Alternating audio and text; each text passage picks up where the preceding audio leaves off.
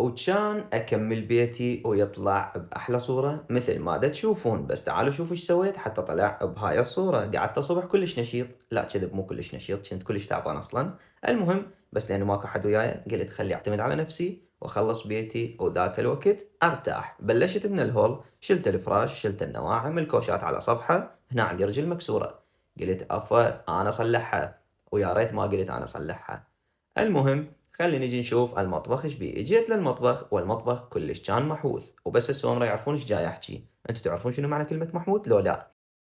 المهم كان بيه كلش نواعم، اضطريت اني اشيلهم حاجة حاجة حتى ما يتيح علي الشغل. بديت اشيل بيهم شوية شوية، ما باقي عندي هواية. المهم هنا جبت ايش كم شغلة للبيت، سلات وسخ، بعض المنظفات وشغلات اخرى هاي ما تسألون عنها شنو معناتها. المهم اجيت هنا اشد حبل الملابس، شديته من هذا الطرف وسحبته وهم بعد دا اسحب. المهم هنا شديته وباقي نشوف ارتفاعه ونشوفه اذا كان مشدود قوي لو لا. هنا كان كلش ممتاز. جيت للمطبخ كنت حاير شنو اسوي، وخرت الثلاجة على صفحة وبدون سبب طبعا.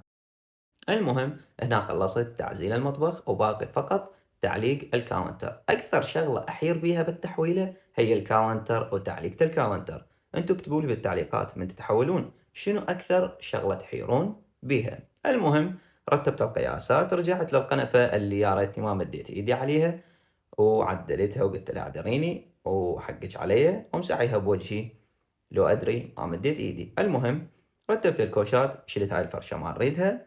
عندنا ايش كم شغلة ثانية نشيلهم ما نحتاجهم.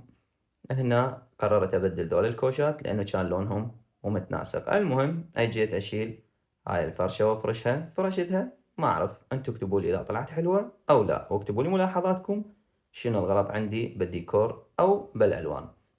المهم صفنت هنا طلعت ما مشغلة النارة، شغلتها وهسه طلع تمام. خلينا نجي نشوف البيت شلون طلع لحد هاي اللحظة. اوكي هاي هي غرفة النوم. خلينا نشوف ايش باقي عندنا بعد ما شديت الكاونتر وما صورت لكم هاي الفقرة احتراما لخصوصية الولد اللي شد الكاونتر اللي هي عاشت ايده. القياس كان كلش حلو. جبت بعض الشغلات، شامبو على منظفات على صابون، وهاي الترتيبات بديت اصفط بهم بالحمام. طبعا انا كلش احب انه الحمام يكون نظامي، انتو هم هيك تحبون لو بس اني. المهم هاي شغلات ما نحتاجها ما عليكم بيها. هسه شنو خلصت البيت كله، خلينا نطلع ملابس ونروح نسبح ونرتاح ونترككم وياش كم لقطة تشوفون البيت شلون طلع، وانطوني ملاحظاتكم اذا اكو نقص بالبيت وشنو يحتاج وشنو الغلط اللي عندي. اعذروني هذا الفيديو طول عليكم شوية، بس حقيقة كلش تعبني. البيت اخر شي طلع بهاي الصورة وباقي نقصه بردات وفراش. وهسه نقدر نقول لكم اتمنى هذا الفيديو نال اعجابكم وبس هاي.